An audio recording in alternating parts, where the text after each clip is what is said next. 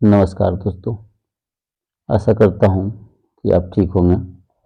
दोस्तों, हम लोग प्राचीन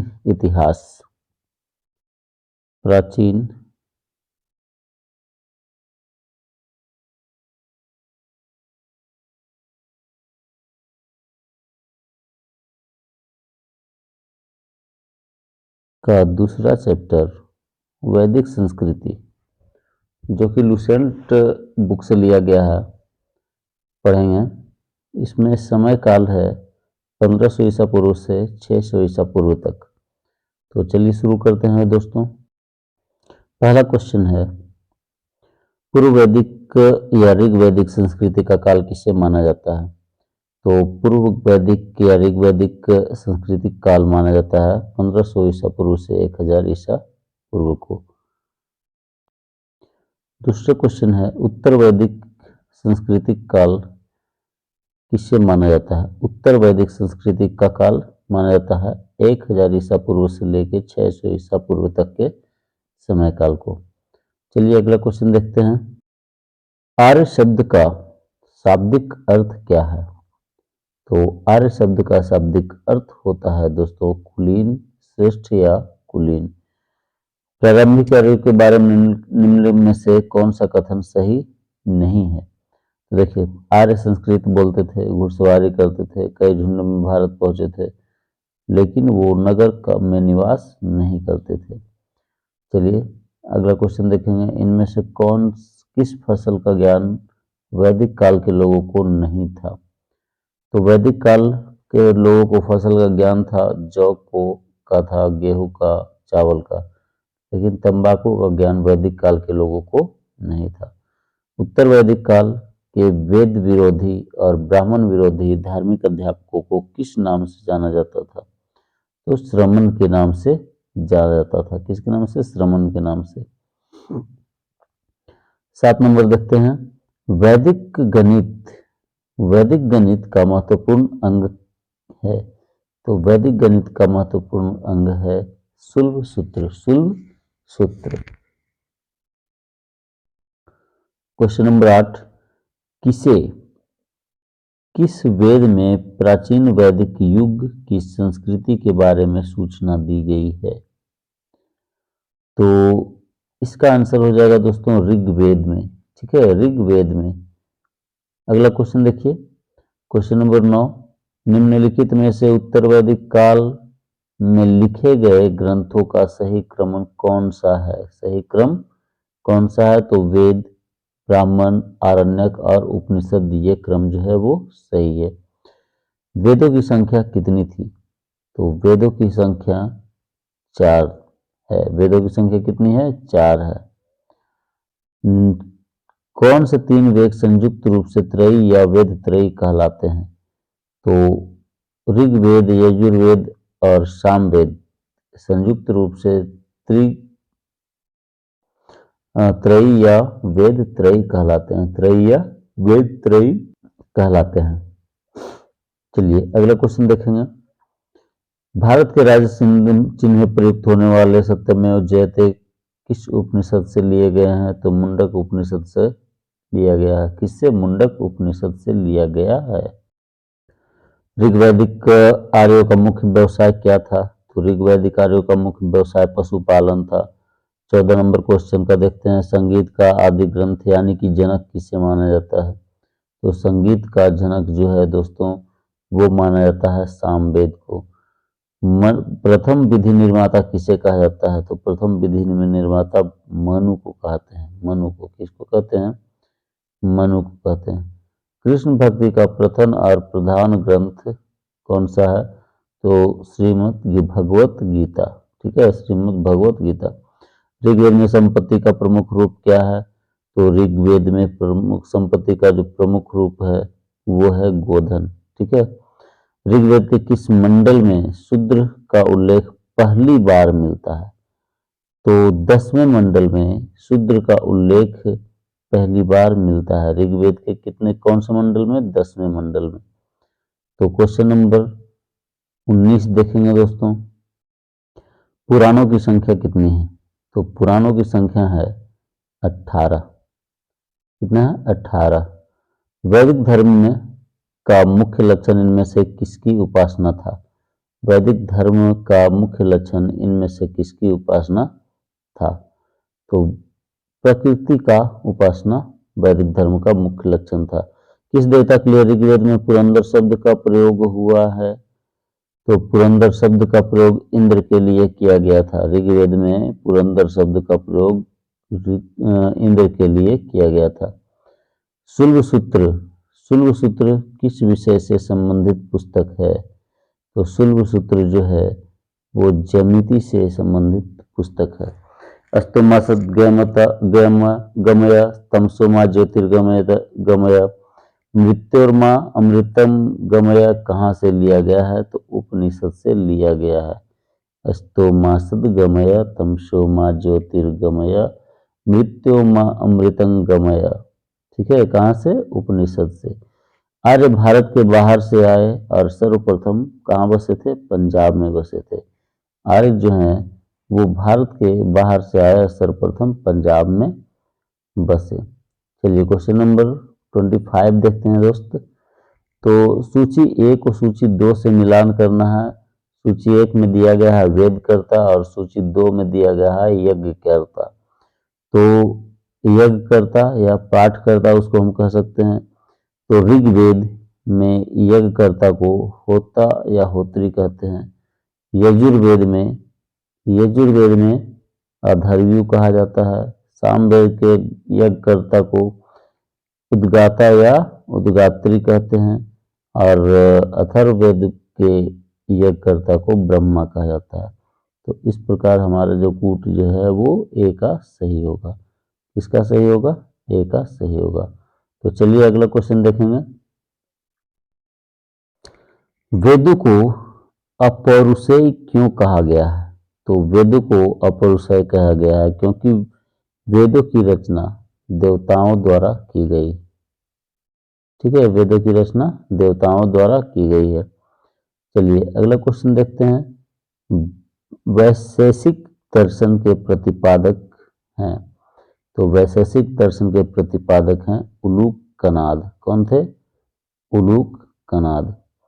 मीमांसा या पूर्व मीमांसा दर्शन के प्रतिपादक कौन थे? तो मीमांसा या पूर्व मीमांसा के प्रतिपादक थे जैमिनी। कौन थे? जैमिनी। वेदांत या उत्तर मीमांसा के दर्शन प्रतिपादक कौन थे? वेदांत या उत्तर मीमांसा दर्शन के प्रतिपादक कौन थे? तो ये हैं बद्रायन। ठीक है, कौन है? बद्रायन। ऋग्वेद के कौन से मंडल पूर्णतः ऋग्वेद के कौन सा मंडल पूर्णतः सोम को समर्पित है? तो 9वां मंडल जो है वो पूर्णतः किसको समर्पित है? सोम को समर्पित है। प्रसिद्ध 10 राजाओं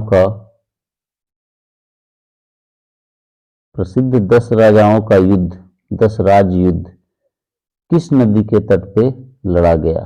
तो किस नदी के तट पे लड़ा गया था? तो वो नदी था पुरुषनी। ठीक है, वो नदी था पुरुषनी। चलिए क्वेश्चन नंबर 32 देखेंगे दोस्तों। धर्मशास्त्रों में भू राजस्व की दर क्या है? तो धर्मशास्त्रों में भू राजस्व की दर है 1/6। 800 ईसा पूर्व से 600 ईसा पूर्व के समय काल को पूर्व के काल को किस युग से जोड़ा गया है? तो ब्राह्मण युग से। 800 ईसा से 600 ईसा पूर्व तक ब्राह्मण युग से जोड़ा गया है। तो चलिए अगला क्वेश्चन देखेंगे। किस काल में अछूत की अवधारणा स्पष्ट रूप से उदित हुई? तो धर्मशास्त्र काल में। किस काल में? धर्मशास्त्र काल में। एशिया माइनर स्थित बोगाज कोई का महत्व इसलिए है कि वहां से जो अभिलेख प्राप्त हुए हैं उनमें 4 वैदिक देवताओं इंद्र, वरुण, मित्र, नासत्य का उल्लेख मिलता है। तो चलिए क्वेश्चन नंबर 36 देखेंगे। 36 में है कि गायत्री मंत्र देवी सावित्री को संबंधित पुस्तक किस पुस्तक में मिलता है? तो गायत्री मंत्र ऋग्वेद में मिलता है। किसमें? ऋग्वेद पुस्तक में गायत्री मंत्र का उल्लेख है। चलिए, न्याय दर्शन को प्रचारित किसने किया था? तो न्याय दर्शन को प्रचारित किया था गौतम ने। किसने? गौतम ने। न्याय दर्शन को प्रचारित किया था गौतम ने। अगला क्वेश्चन देखेंगे, प्राचीन भारत में निष्क से जाने जाते थे। तो प्राचीन भारत में निष्क से जाने जाते थे स्वर्ण के आभूषण। योग दर्शन के प्रतिपादक हैं। तो पतंजलि योग दर्शन के प्रतिपादक हैं। उपनिषद पुस्तकें हैं दर्शन पर आधारित हैं। किस पे? दर्शन पे। सूची 1 और सूची 2 से मिलाना है, ठीक है। तो ऋग्वेद जो है दोस्तों,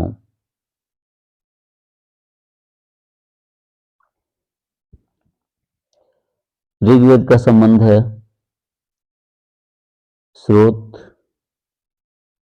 ऋग्वेद का संबंध किससे है? स्रोत एवं प्रार्थनाएं से। यजुर्वेद का स्रोत एवं कर्मकांड। सामवेद का संगीतमय स्रोत। और अथर्ववेद का स्रोतम अथर्ववेद का तंत्र मंत्र एवं वशीकरण। तंत्र मंत्र एवं वशीकरण।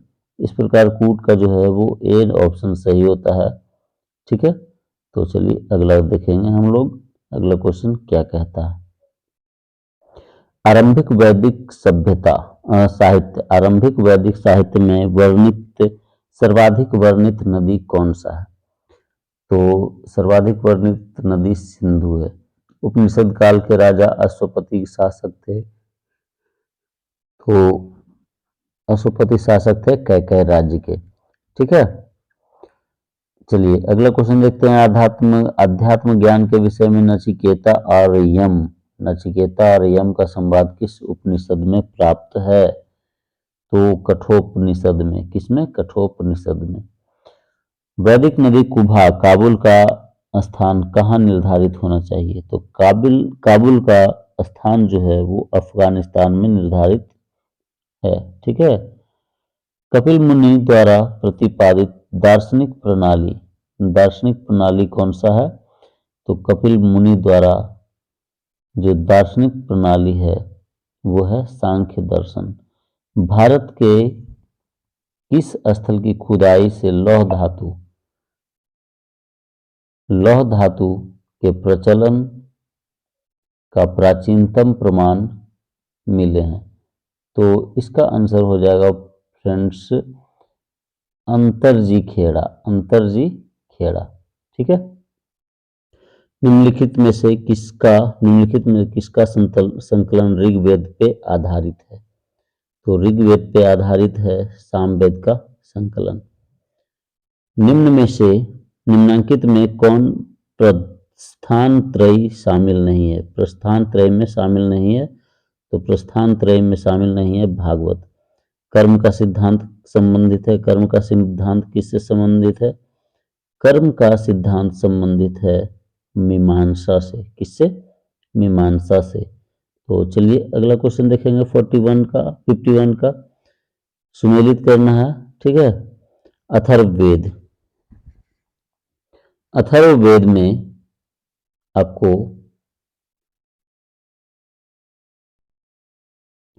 अथर्ववेद औषधियों से संबंधित, ऋग्वेद ईश्वर महिमा,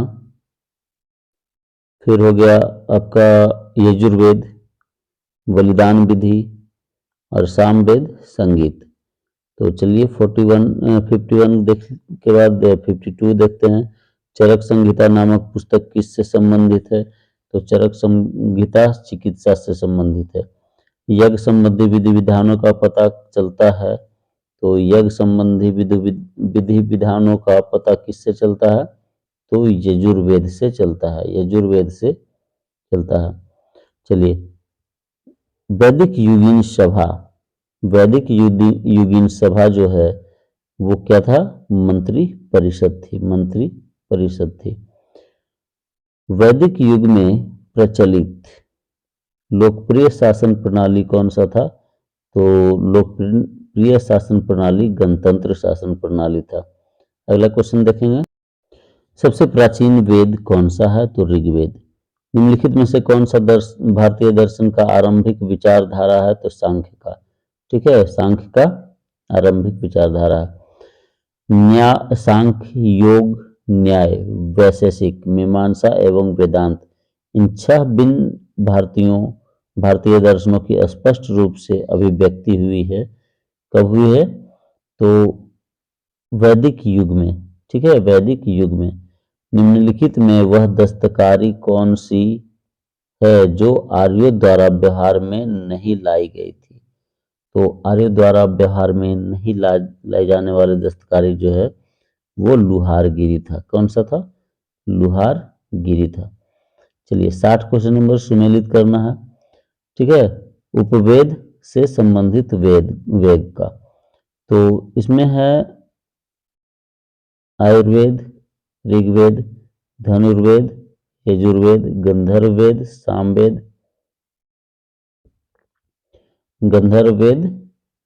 सामवेद और शिल्पवेद या अर्थशास्त्र अथर्ववेद। तो फ्रेंड्स, हम लोग